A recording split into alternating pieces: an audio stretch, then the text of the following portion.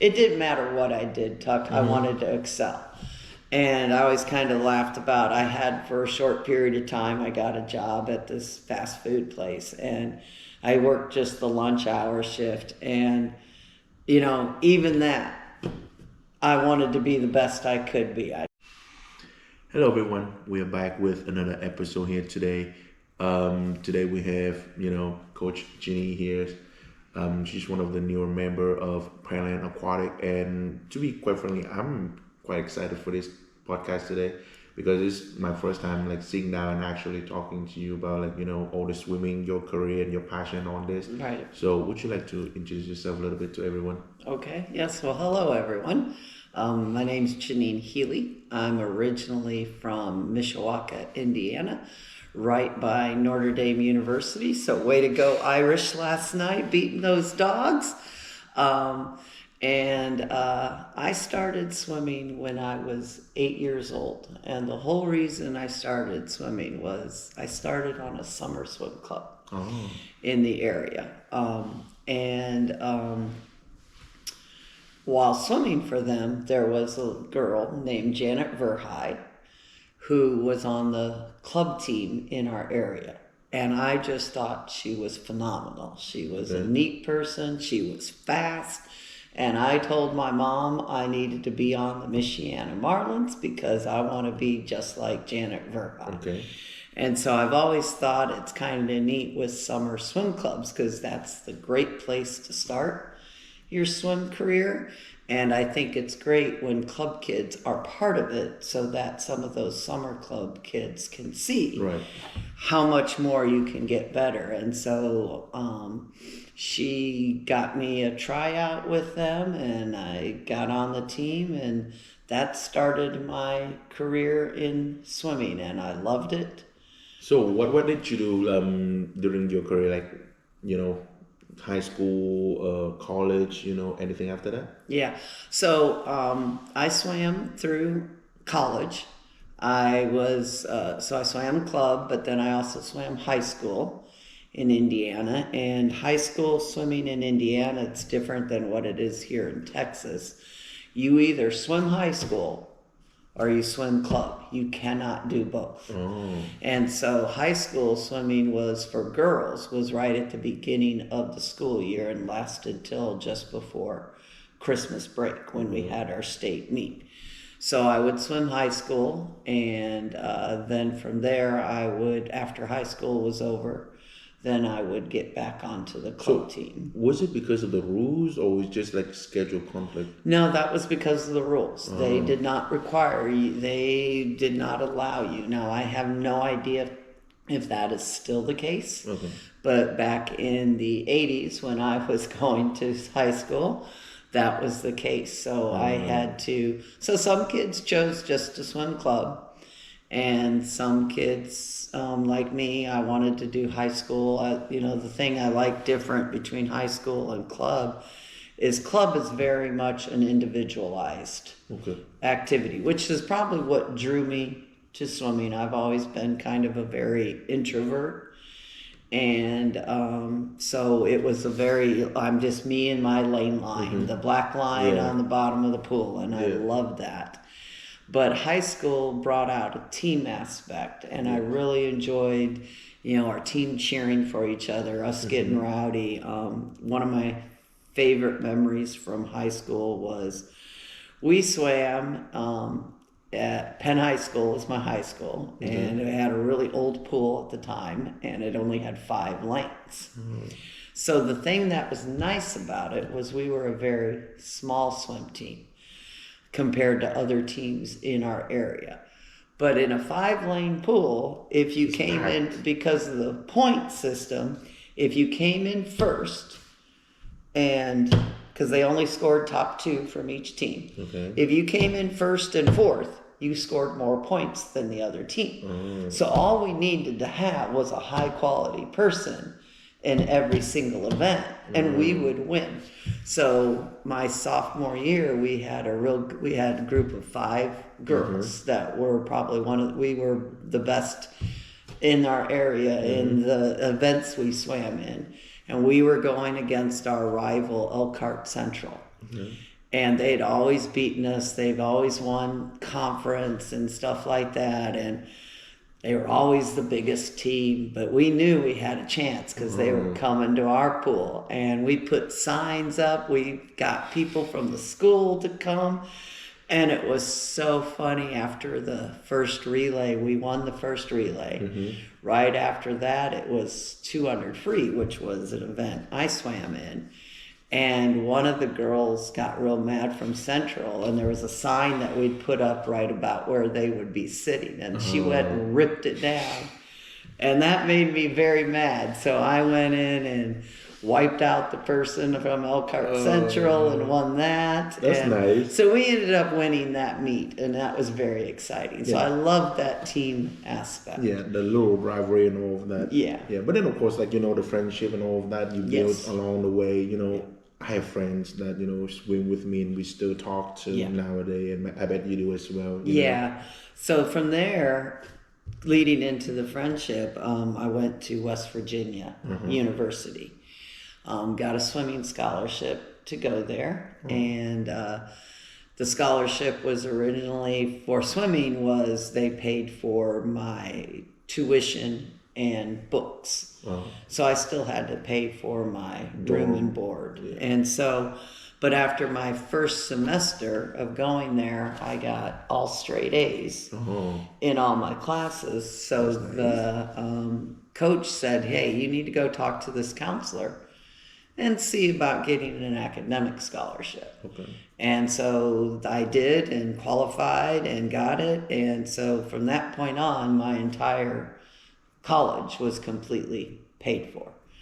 But those were really, I don't keep in contact with my high school buddies, but I do with my college swimming buddies. We formed a big bond. One of my best friends, I roomed with her for a year and a half. Lynn Kessler was from Arlington, Virginia, and we still are communicating. And we just actually had a swim reunion at our college this last football season. Yeah, that's nice. And that was fun. The game was awful. West Virginia was very bad this year, but we had a great time together, and it was so cool meeting up with people I hadn't seen in a while. So, what was the difference for your high school and your college years? Well, it's funny, Tuck.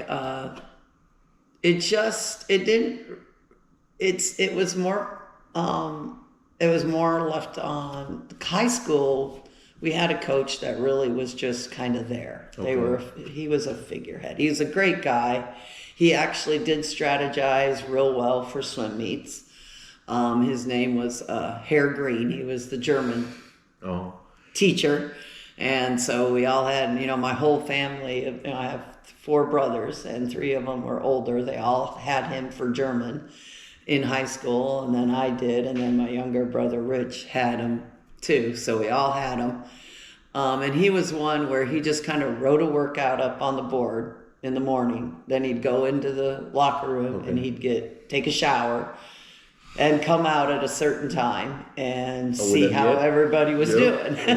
You never get away with that anymore. And then college, we had assistant, you had the head coach, you had an assistant coach, and then you had all the graduate assistants.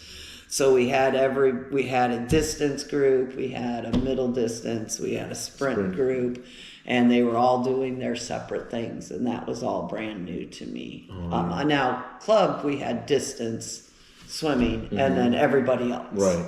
We didn't have the middle distance. We just had distance and everybody else. So were you more like a distance swimmer? I was a distance swimmer. That was always my thing. Yeah, I was as well. The grind for those are different. Yeah, it's been a big change with how they train. When I was in swimming, distance swimmers, they just swam lap after lap. I swam every evening practice was 10,000 yards.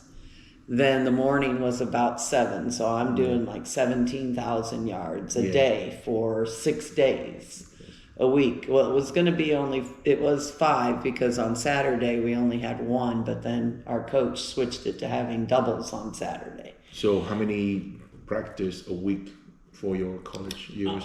In college, we had doubles every day. Swimming, it was every other Monday, Wednesday, Friday. We swam. Tuesday and Thursday, we went to the weight room in the morning, and then we had an afternoon practice, and then we had a Saturday morning practice that typically was he would put in all the touch pads, and we would do like 10 100s for time, and we'd get ranked on our average time. And that was always kind of funny because, the first few I wouldn't be in the top 10 because I wasn't a sprinter, but by the end I had the best average because by the end the sprinters were dying and I was still going the same. That's how we do it. 500 in is our warm up. Yeah. And then everyone else just like started to going down and warming up, and we just go. Yeah, and sometimes those Saturday mornings were interesting depending on what everybody did Friday night. Some of our guys at the time were some big time partiers because we worked out with the men's and women's team at the same time. And that was new compared to high school, because high school it was girls season first, then boys. There was a little bit of overlap, but most of the time it was just girls, and then it was boys. But here it was the boys and girls all working out together. Wow, that's interesting. Those are something that I never know of. Yeah, that's nice. So then you said you started with Summer League and all of that. So when I talked with Kim, she also mentioned that it sounds like a great transition from swim lessons, grounding into a year-round. Yes. Because, year-round coaches, sometimes they might be a little, tempted, like a little scary, per se, and like, a little more yelling and all of that. So how do you feel with your coach back then? So I enjoyed my coaches. Actually, it was kind of the high school was very more relaxed, or the high school, obviously, with Hair Green was very more relaxed. He didn't really give any. Actually, I grew up with very little yelling. Okay. For coaches. It was kind of funny because I see it now a whole lot different, but it was, Hair Green, my high school coach, didn't really do much with that. He kind of just would look at you and tell you things. And then summer club was more just for fun. A lot of times it was high school kids coaching the younger kids. In fact, as I got older and got into high school, not only would I swim, because I still kept doing summer. Our club coach I didn't go to the practices, but the club coach was real good at allowing us to still do that. But I would start coaching the summer league team. Yeah. And so the kids got a real kick out of the coach getting in the water and racing. Yeah. But showing how done. Yeah, and then my club coach is Tony Kowals, and it was a brother-sister team, Tony and Karen Kowals. Love them both. But Tony was my primary coach after I got out of it. Started with Karen. Karen always did the younger kids. And then you moved over to Tony. But Tony pretty much just had the workout. We worked out at a high school pool. And he was a lawyer. He was a part of the district attorney's office for the South Bend, Indiana. And he'd come to practice in his sports suit, and he'd change into his practice things. But he pretty much would just give us the workout and then watch us. Yeah. And we knew I don't know what it was, we just had a lot of respect for him.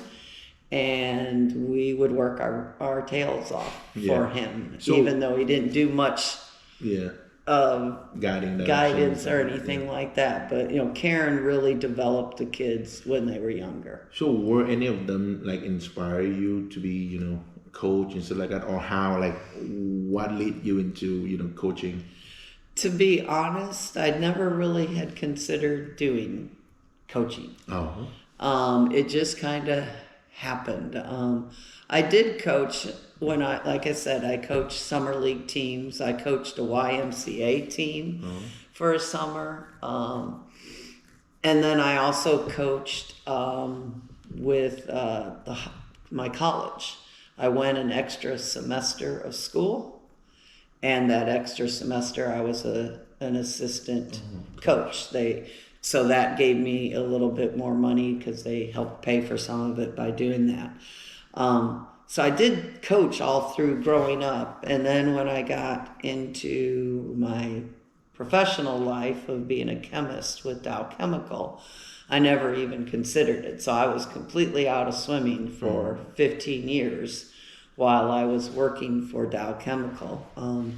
It wasn't until I switched to becoming a teacher, and it just so happened that during my new teacher orientation, there happened to be the new high school swim coach in Angleton.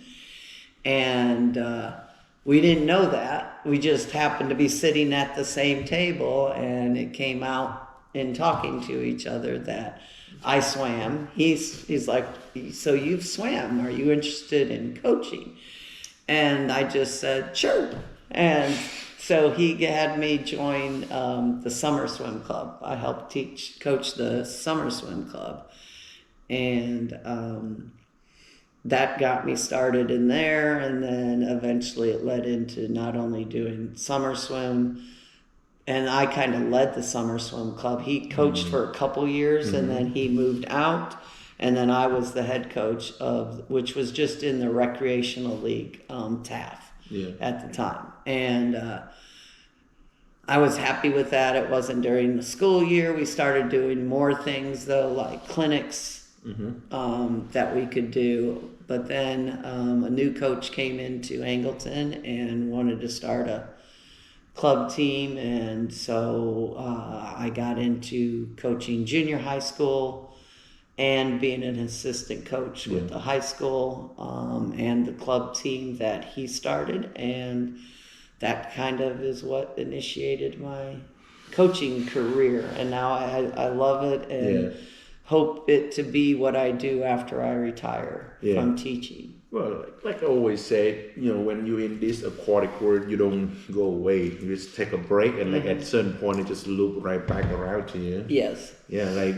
when I was in Vietnam after like 17, 18, I got like an injury, and I thought I'm like, I'm not coming back to that. Right. Like 3-4 years later, moving over to the US, got into it and being here. This is my 10th, 9 season with Pete, Yeah, sitting there being a lifeguard, watching them practice, that initiated. Yes. It's so cool how some things work out. Yeah, right? because I'm sitting there, I thought, look at these kids, like they inspire, like they're moving. Yeah. And I'm like, I think I can go with them, but then, new into the US, a lot of things going on. So, now thinking back of it, I would love to be in the water with those guys back then, but, sitting there and then look at the younger kids, right? Like see the coaches on deck talking to them. I'm like, I think I can help these kids as well. Yeah. And then I talk my way with, Coach Ann, Coach Cheryl, Coach John. I'm like, how do I join? And then they talk me through, all the USA swimming setup and, getting in there. Yeah, but I love it, still the guys doing that. But for you, how do you, keep your motivation and, keep going back to the pool with all these kids? Because, they are not pleasure every single day. No, they're not, but it is them that keeps me going. I want to, and it doesn't, I've learned it with teaching. Same thing with teaching, teaching is not easy. Yeah. There's days that I want to just walk right out the door. So you work with kids 24/7 pretty much. Yes, I do. They still are the motivating factor because it doesn't take, I don't have to have it every single day, but like I had one swimmer who, she worked really hard. She was in junior high and high school. She was not a swimmer's build, but she worked really hard, was just a lovely young lady. And she just had things going against her. She was, she was heavy on her side. And so she was doing this to try to just be active. And her times were slow. comparative to the best swimmers. But I tell you, when she would drop time, it would make me the happiest Right. because of the big smile she Yeah. would have and all the work she'd put into doing it. Yeah. And so that's all it takes is a few of them every night. And it happens all the time. It's not all of them. There's days I go in and I'm like, did you guys forget everything we learned just 2 days ago? One good, but there's lots of days where I see a smile on their face because they've done something they haven't done before. They've improved their times. They're having fun doing it. I can just look over at a group of kids and they're having fun playing around while they're waiting for their races. And all of that kind of keeps me going with it. Yeah, like you see the effort they put in and then the results come out of it. You know? It's a roller coaster for sure. Yes.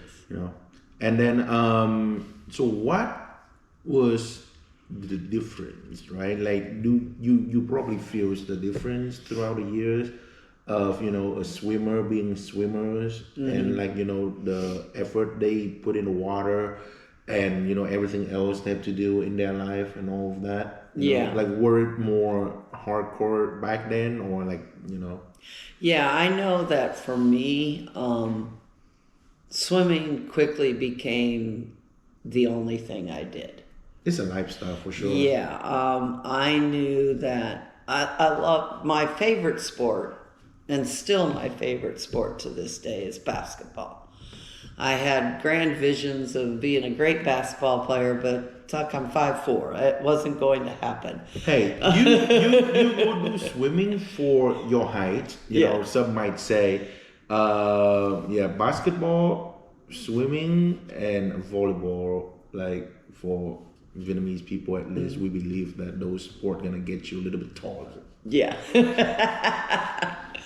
So I knew fairly quickly. I did cross country for a couple seasons in junior high, but after that, that was it. It was just swimming. I knew at that point my parents even said it. My mom said one day, Jeannine, I love what you've done with your life. You've always been able to take care of yourself. You did what you needed to do to get a job. Other people in my family had to keep moving back in because of circumstances. And she's like, you just had a goal and did it. But she goes, sometimes I just wish you weren't so independent. So I was very driven. I didn't need anybody getting on me or telling me or anything. It was just, I don't know what it is. As a swimmer, you wake up at 4 and 5 in the morning, that built you up for sure. Yeah. So what other sport do that? Yeah. Not that many, I don't think. Yeah. So by the time I was a teenager, I was doing doubles during the school year, doubles on Monday, Wednesday, Friday, and on Saturday. So I was getting up at 4:30 in the morning to go work out for an hour and a half before school. And you can't stay up late. No. When you're doing that. So your social time and stuff like that is cut off. Yeah. So then at school, I didn't need teachers. I wanted to get good grades. That was just, I've always wanted to. It didn't matter what I did, Tuck. I wanted to excel. And I always kind of laughed about, I had for a short period of time, I got a job at this fast food place. And I worked just the lunch hour shift. And, even that, I wanted to be the best I could be. I'd kind of I had a certain number of sandwiches I needed to make before the rush came in, and I'd time it was all competitive. I'm very competitive. I have to watch that at times. But it doesn't matter what I do. I've always wanted to excel. So I worked really hard, so I'd work out in the morning and then go to school, and then I'd have a little bit of break after school. And during the school day, if I had 5 or 10 minutes during a class, I finished their work and I had something else, I would work on that something else.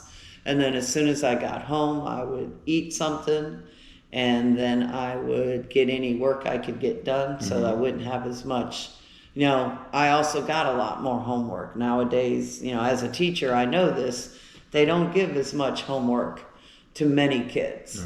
It's they'll do it in the honors groups and the AP classes and things like that, but in some of the general ed, it's kind of like, and I understand it because they talk about what support do they have at home. Okay. And so it's kind of unfair when you think about it. If you've got a kid who's got engineers as parents, who've gone through I'm math, so I can speak to it with math, who've gone through all the math.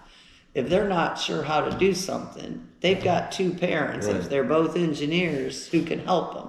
Right. Whereas some kids go home and their parents don't know anything past Right. 4th grade, 5th grade math. Yeah. I mean, I have lots of kids that have that. Or even just like, Vietnamese parents, Yeah. they don't speak much English Right. and all of that as well. That's Yeah. another big problem. Yeah, so it's kind of an equity thing where I don't like to send kids home with homework that is going to count against them if the only reason they can't get it done is because of what's like for them at their house.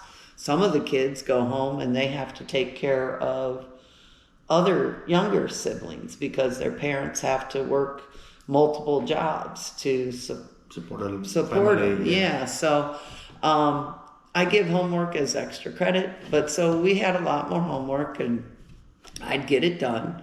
Sometimes dad would say, you need to start going to bed earlier. Yeah. But I wouldn't go to bed unless I had it all done. So how much sleep you have normally for those doubles years? For those doubles, it was probably in the range of 6 to 7 Oh, that's a lot. hours. Yeah. So I always, if you look at my junior high and high school yearbooks, I always look very tired in the pictures. But it was a focus. I didn't want to miss practice. We practiced all year. We had 2 weeks off in August. We had a week off at spring break, and my parents. What? A week of Christmas? No. No, in August. No, we practiced through No, Thanksgiving, and we had maybe a day or two, but no, we had practices all through those. So I wanted my parents to be there to stay, and not to go anywhere so that we could go to those practices and stuff, because I knew, and I think my parents, we never talked about it, but I wasn't an elite swimmer, but I knew I was good enough that I could go to college and have swimming help me go to college. Yeah. And it was very important for my parents and for me to go to college. And so I think they wanted to do, we did talk one point. My mom said, Jeannine, swimming right now is your job. You don't need to work at a fast food restaurant. You don't need to. Your job is swimming.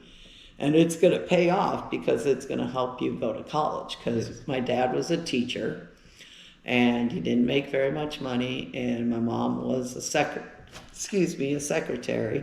and we had 5 kids. And so we had everything we wanted, but we didn't have a lot. Yeah. And so they knew swimming would get me to college, so they were all in trying to make sure I would do that as long as I wanted to do that. And like that college scholarship and all that's huge. I never know that until I moved to the US. I didn't do all of that. I did financial aid for my college and pretty much paid out later. But for American kids, right? Like growing up, they were not like me. They had to pay for their swimming tuition every month and all of that for 10 to 12 years. Yeah. Some of them start at 6. Yeah. Right. So college scholarship is their first payoff. Yeah. Yeah. Yeah. That's a long investment for sure. Yeah. And nowadays it seems like kids are involved. I knew some kids. My brother, Rich, was a younger brother. He wanted to do every single sport. So he would do baseball, he would do basketball, he would do all the sports growing up as a young kid, Little League and all of that. And then in junior high and college, he'd do football through football season, and he was a lineman, an offensive lineman. So then he would like try and lose a lot of weight to go into the pool for the boys' swim season because it was after football season, so he could do both. But he wanted to do all the sports, and he was best at swimming. But his thing was, I wanted to do all the sports, and I see a lot of kids that. And I don't think there's anything wrong with that, especially. Was it because of the 6, 7 sport at school thing, medal type thing that he talk about? I did not. I don't recall ever hearing anything about that. So growing up, I just think that before I swam, the biggest difference I see is kids back when I was growing up. And maybe it was just I lived in Indiana, so the summers were a normal temperature. They weren't the insane heat box that we have here. But I was outside doing something all day. Mm-hmm. And I lived in a little corner of Indiana that never changed its time. So in summertime, it would be light out till 9:30, 10 o'clock. And I was outside before I ever got involved in swimming, doing something with the neighborhood kids athletically. Yeah. So we were moving all the time. And we were all in real good physical shape as kids. That's the thing that cracks me up now is when I start with younger kids and we start doing dryland exercises. A lot of the kids can't jump. Yeah, they can't. I'm like, you're jumping and your toes aren't leaving the ground. That is not a jump. And I think some of the big difference is that kids, when they're young nowadays, don't get that athletic movement getting outside as much, or it's so darn structured. Yeah. Because they're doing soccer, they're doing all these structured things that doesn't allow them to just get out there and play. Right.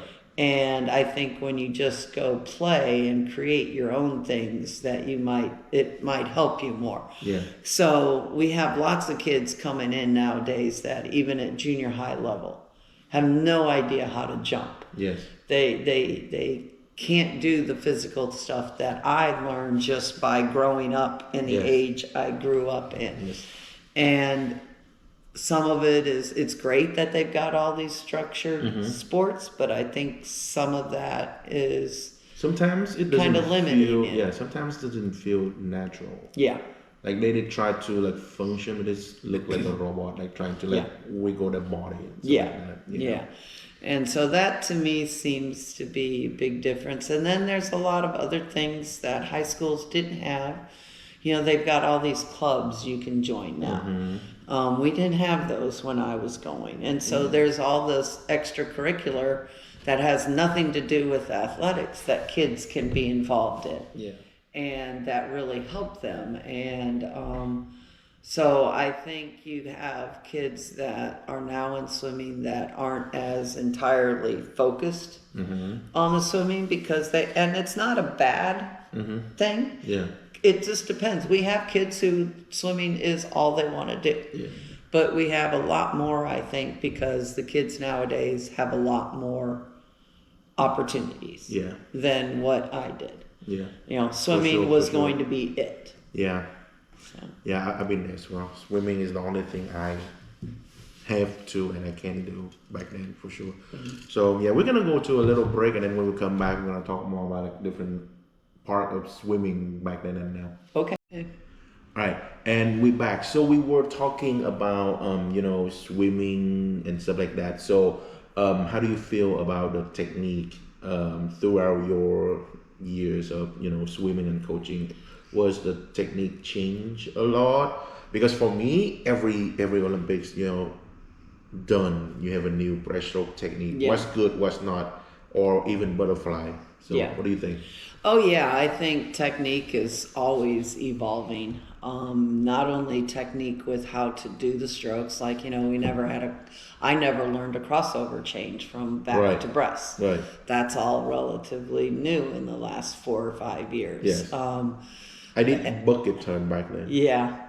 And then we've learned about how important the underwater travel, the Right. underwater dolphin kick, and all of that is. And that's not something when I was swimming that was a big. Or even the more simple thing, the dive. Back Yeah. then, I didn't dive front and back.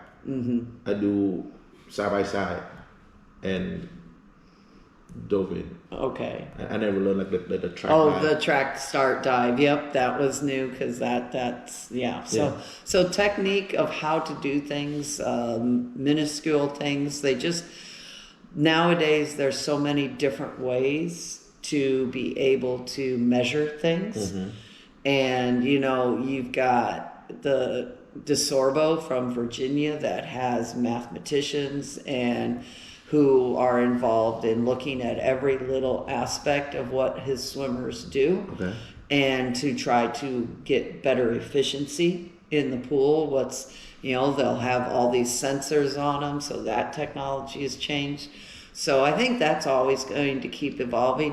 We used to not have cameras that we could put underwater. So you didn't see what was happening underwater. Now you can go get things filmed and you can look at doing different things with that. They're learning, just even with the catch, how important that is nowadays versus that really wasn't talked about a lot. Yes. So yeah, technology is helping to make this technique evolve, but then there's also so much more study on the training. I talked about as a distance swimmer back in the 80s, Janet Evans. It was yard after yard after yard in the water. 10, 400, all of that. Yeah, that's why I think that a lot of the distance swimmers were always, until we had Katie Ledecky, you only had swimmers that they were good when they were young. They didn't make it past college. College for women a lot of times was where they didn't swim as well because of the training focus that they had. So I think they've learned a whole lot more. There's a whole lot different methodologies. I don't think any one way is perfect. I think a mix, that's why, they've got the USRPT where it's all just sprinting.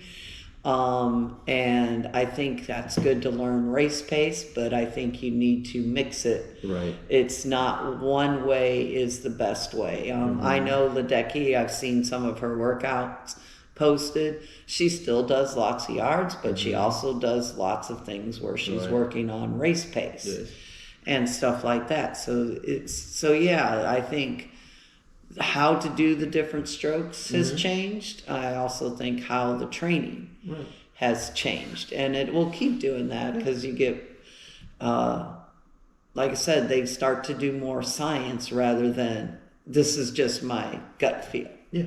Because, like distance swimmer need to know how to go fast when needed. And then the sprinter need to, like a little stamina to hold their speed for at least, a certain amount of distance. Yeah.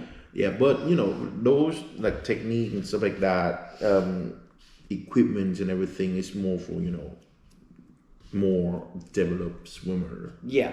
Right? Because there are certain equipment out there nowadays that I look at it, I'm just questioning myself. What is this about? Like the double snorkel, and like certain technical goggles and all of that. Yeah. It mind-boggling what people have come up, and it doesn't really need it until your swimmer actually knowing what they're doing. Right, I agree with that. I do like. I grew up with basically the equipment we used was paddles, a pull buoy. We had an inner tube. Yes. And kickboard. Yeah. That was it. We didn't use fins. You have bands? You use bands? No, we didn't use bands. That was it. nowadays you've got snorkels. I kind of like that, especially with younger kids. And even when you're working on stroke technique, two size paddles.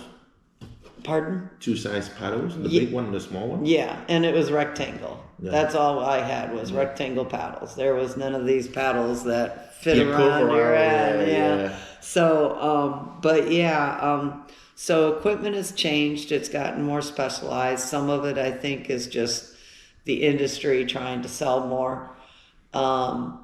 Because yeah, like the goggles with all the computerized goggles. I think that's good for a swimmer that knows and understands what that's all capable of. They can work on changing their stroke slightly and being able to see right away. But then for is us, it helping? But then for us, we have a clock right there. Yeah. If you need to check your time and all of that. Yeah. I don't know that the full-on function of those equipment, but the clock is right there. If you need any time on that, use that. Yeah. Or then the tempo trainer. Back then we didn't have tempo trainer. No. Stroke count. No. Right? Yep, Use the just stroke count and then control the time on the clock, how fast you go. And there are a variety of things that you can do to, instead of spending hundreds of dollars. Yeah. Those are not cheap. No, they're not. And I don't recommend that any swimmer, unless they are in college and their college coaches wants them to have it. Right. And then they should only do it for certain things because you can't wear those in a competition. Right. I mean, Michael Phelps won a gold medal because he learned how to count his strokes in butterfly. His goggles filled up. Right. He couldn't see a thing. He relied totally on his stroke count that he only learned through practice. Or like me, my eyes are really bad. Like I can barely see where I'm going. So yes, I need to know my stroke count. Yeah. To don't hit my head to the wall. Yeah. So it's crazy. And other equipments that I found quite strange is, not strange, but like the weight belt. Yeah. And all of that. What did you use? Do you use any of that back then? Back then I used like parachute type thing. No, the only thing I got introduced into was when I was in college. We got introduced to doing the bands where you put it around your waist and you try to swim all the way to the other end and then come back really fast with it. That's the only new thing that I got introduced while I was growing up. To add weight, back then we used parachute. Yep. Two, we swim full-on clothing. Yeah, we would have T-shirts. We didn't do full-on clothing, but we'd have T-shirts.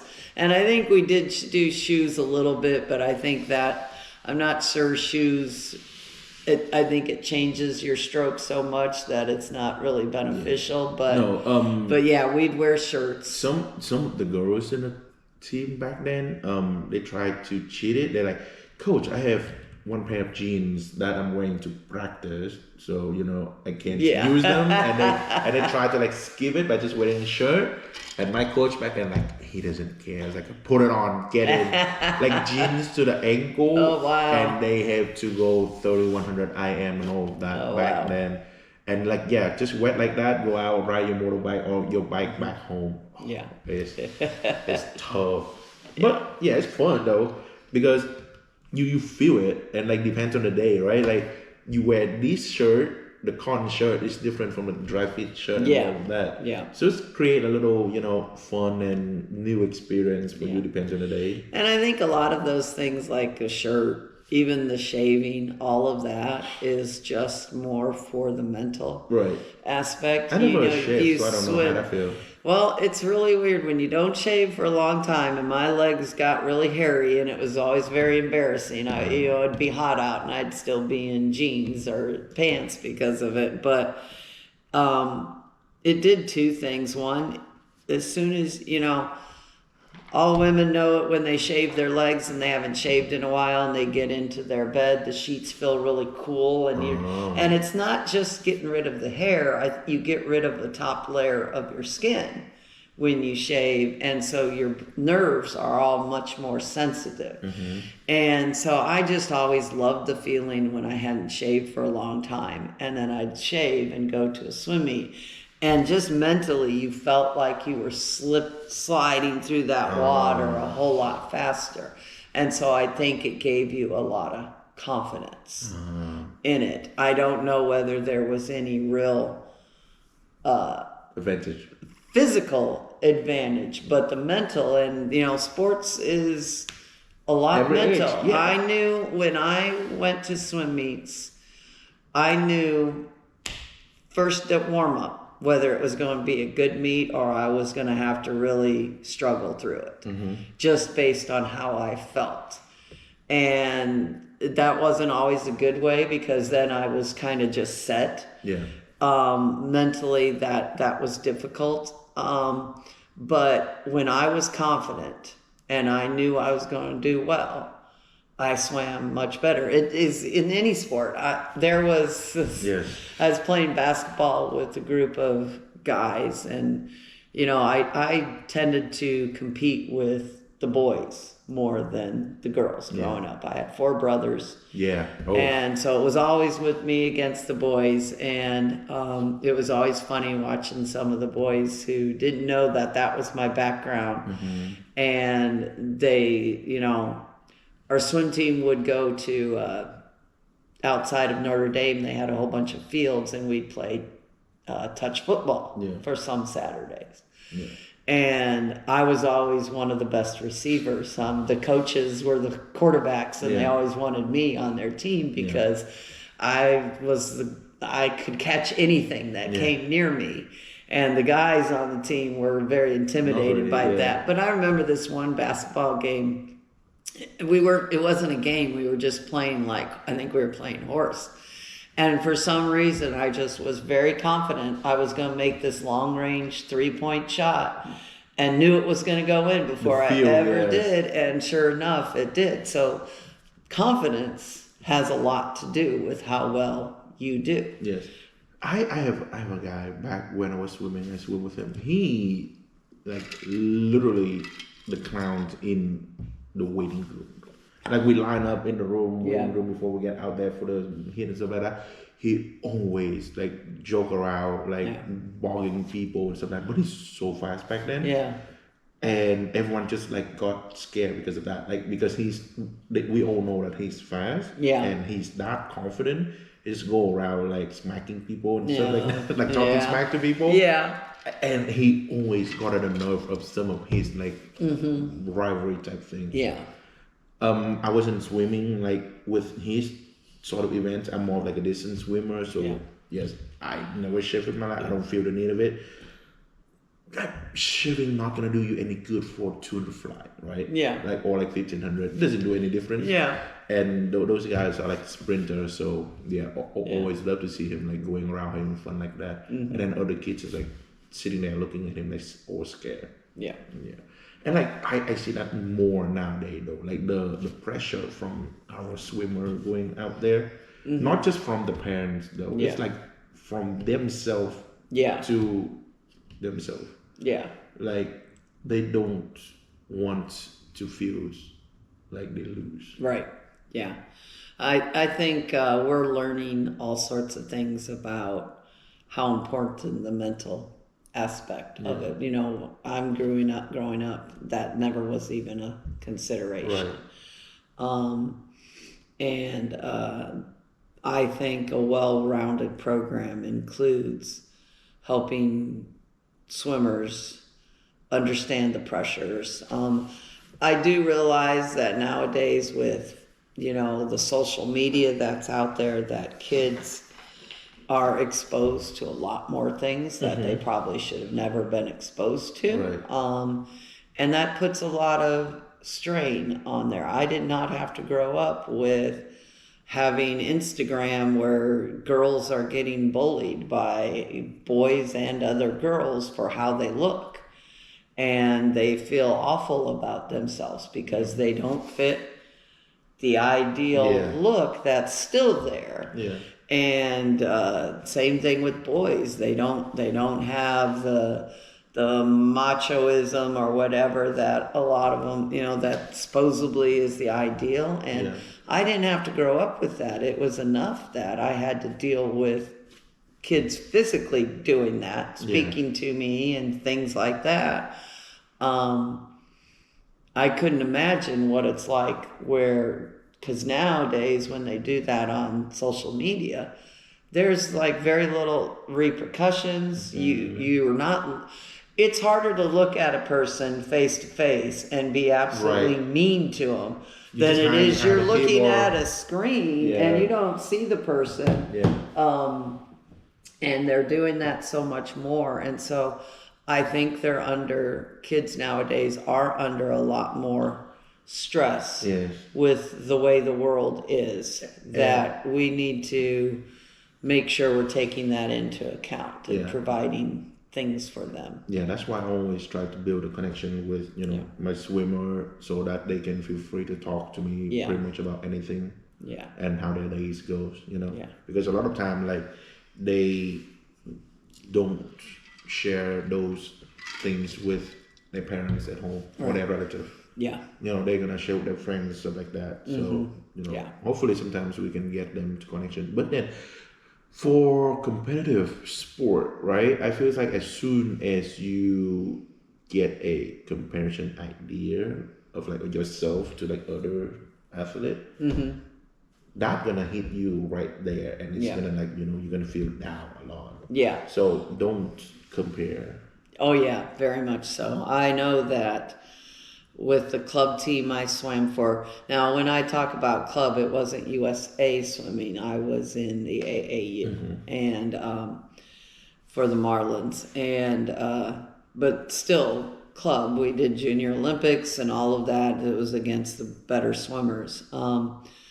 But I had some really good swimmers on my team that I swam with. And so sometimes my best friend through swimming, Candace Perry, she's now married to Ray Luce, the IU coach, and she coaches a summer club there and is involved heavily in all that.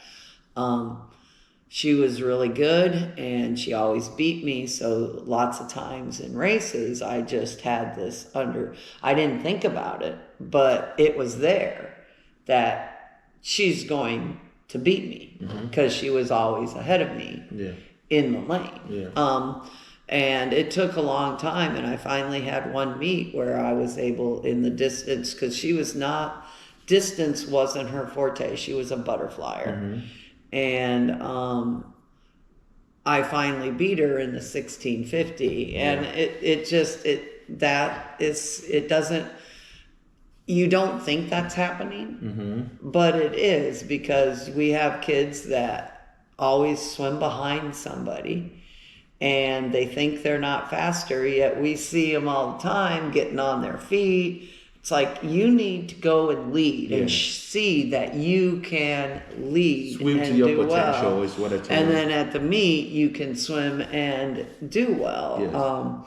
So yeah, but it just happens, I think, naturally if that's the way it's always seemed in practice.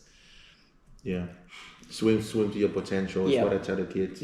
Get out there, go fast, and then when you get tired. And then we build up from that. Right. Yeah, that's the biggest thing. So, how I know about Ray Lou? Cody Miller's YouTube channel. Oh, really? Yes, I watch him a lot.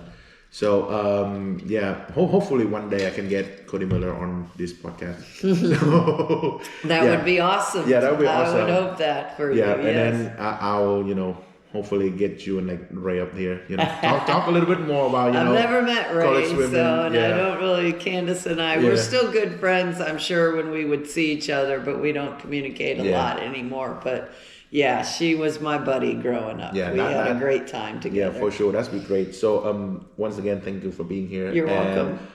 For everyone, leave a comment out there. Let us know what you want to see in the future. Thank you for being here. Thank you.